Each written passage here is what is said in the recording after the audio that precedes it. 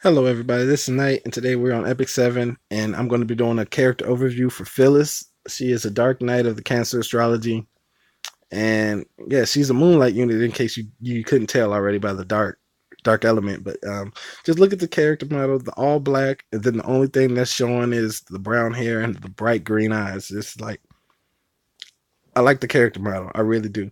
I like the kit and the character itself, but it could be better. Like I'm hoping she gets a specialty change that gives her AoEs or something that's going to make her more prominent. But yeah, let's get into her kit. Her first skill is Weak Blow. Attacks the enemy with a 50% chance to provoke. Damage dealt increases proportional to the caster's defense. So it's a single target provoke, and the damage dealt increases based upon how much defense she has. So that's good. But the fact that it's a single target provoking, it's only at a 50% chance and not a 100% chance means that there's going to be times when you attack somebody and you just don't land nothing.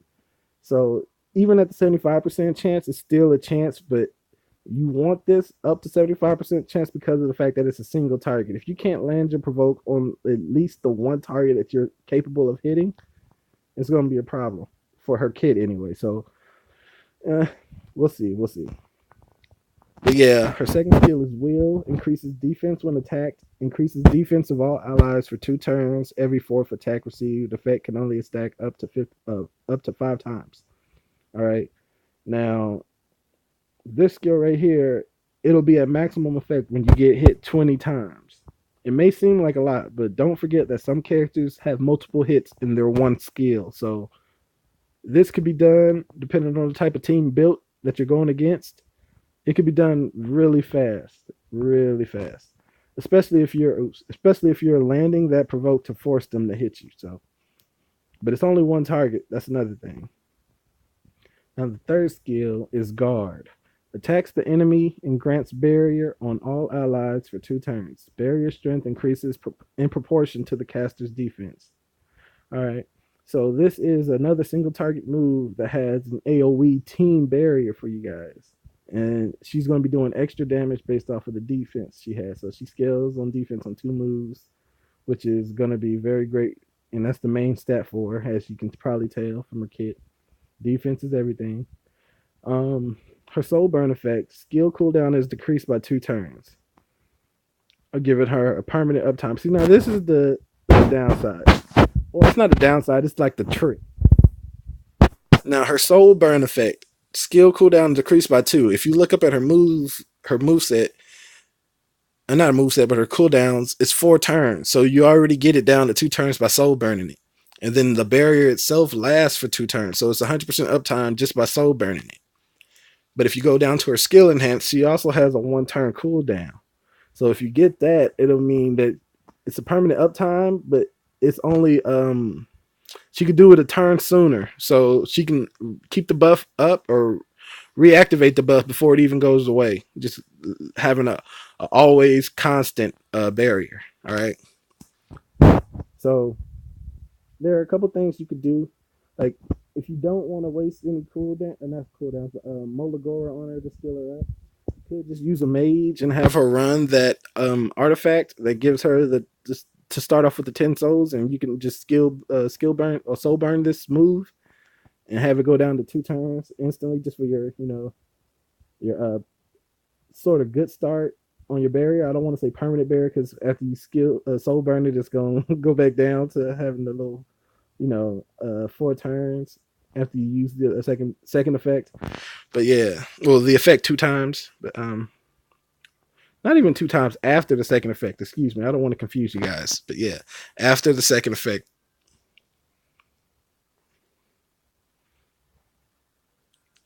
And okay, so yeah, the skill enhance. You could have this and have the one enhance it and have the 1 turn cooldown go down, and that'll make it a 3 turn cooldown with a 1 turn downtime, which is it's still all right.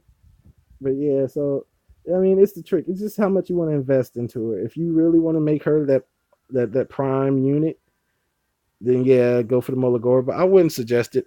She's a good tank, but she's a single target tank on top of that in a game that's all about AOE's and speed. So yeah, she needs a buff to really be good. She's great for PVE content if that's what you want to use it for. But for PvP, she can be outclassed, and oh, she she probably won't be able to have enough synergy in her kit to keep your whole team alive, depending on who they attack first. All right, but yeah, her defense on her is gonna make your whole team tanky. It's just gonna make everybody stronger because she doesn't just give the defense buff to herself; she gives it to everybody. All right, so she builds defense, and then on top of that, she buffs defense. So it's gonna go to extreme heights. But, yeah, that's enough of Phyllis and her kit. Her stats, anyway, they aren't the worst, but they're not the greatest. They're not the greatest. At 5 star, she has 5,000 health, so that's great. That's great.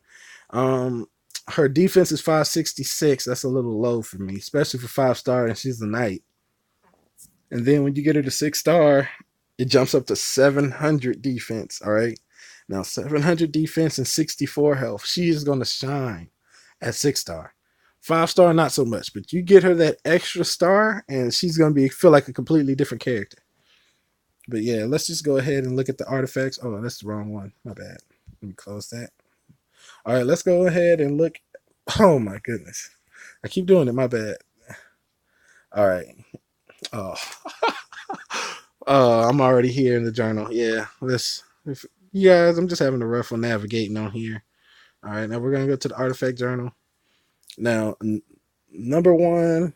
All right, the number one things would be this: Elber's Ritual Sword gives you a chance to counterattack anytime your teammates are hit, and her having a single target provoke means there's going to be 3 other people who won't be forced to hit you, and they're going to hit whoever they want. Now, having this means if you proc the counterattack when somebody else get hit, you have a chance of hitting that person and landing the provoke on them. So the next time they go, they have to hit you. It's like it's the chain cycle that you need. Provokes need counterattacks to keep the momentum going and keep your team afloat and keep the damage dealt. That's how knights deal DPS. Well, most knights would provoke anyway, should I say? And yeah, so this is the number one card. Number two card, Noble Oath. It gives her health, defense, well, not health. It gives her defense and effect resistance increase up to 25%, and at max level 50% based upon how much health she has. All right. Now, this card is great for her. For one, she scales with defense. For two, she is a defense scaling unit, so the only thing that can really harm her is ignore defense and debuffs. All right, so if you got more effect resistance, you can't really get hit by debuffs like that. So that's just takes one of the problems out the solution. Let's put it like that. And another thing, yes. Another thing is ignore defense. There's not really much you can do to prevent that. So if somebody has that unit, you're kind of just that's going to be the biggest threat for you, or at least for your knight anyway. I don't know if it'll be the biggest threat for your team. It depends, but yeah. So you got to be careful of those ignore defense characters. So far, I only know of Crow who does it, but there could be more. And okay, 4 star artifact. We are going to go with Arius. Increase the defense of all allies by 10% and takes 10% of the damage suffered by them. She's a defense scaling unit once again, so the more defense she has is better. And then the fact that she can give your teammates defense and mitigate some of the damage they take by putting it onto herself with all the defense she has, that's going to be great for your team. Survival. So Aureus is another one. The 3 star artifacts you can use. I would recommend Prophetic Candlestick. All right. Now this could also be used to get your cooldowns down to a reasonable rate. Like remember, I said her cooldowns were 4 turns, and you can enhance the skills to get it down to 3. All right. And the barrier is a 2-turn duration. So if you use this prophetic candlestick, you can actually, if you proc it one time, you can keep your barrier up throughout indefinitely throughout the whole fight. But that's after you scale her 3rd skill up. So you can actually ignore the whole soul burn effect of getting it down. That could just be your backup plan, like after long fights and you've built up your 20 souls. But yeah, that's another card. That's probably the number one card. If not number one, it's tied. Then you have Labyrinth Cube. Give her turns faster every time when the enemy goes. Since you're going to be building defense, she probably is not going to have all that speed. Speed her up a little. And then Forest Totem.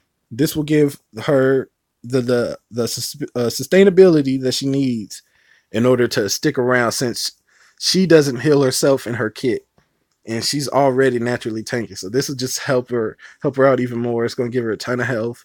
She's going to heal every time. Well, not every time, but every time this procs, she's going to get a good amount of health for 2 turns. It's not just one time heal and you wait. It goes for 2 turns, and then if the 2 turns are up and somebody hits you, have a chance of proccing it and activating it again for another 2 turns.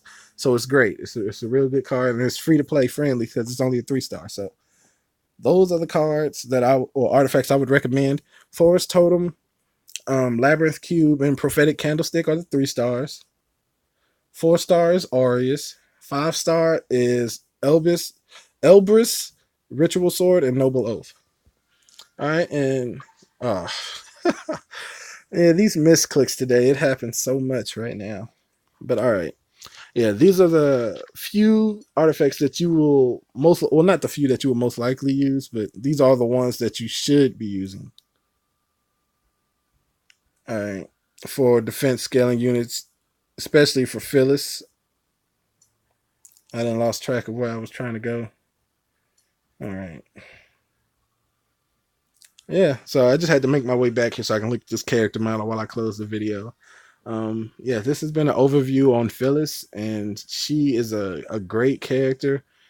She isn't going to be the best thing for you, but her kit has nice synergy and she can make your team very tanky if built properly.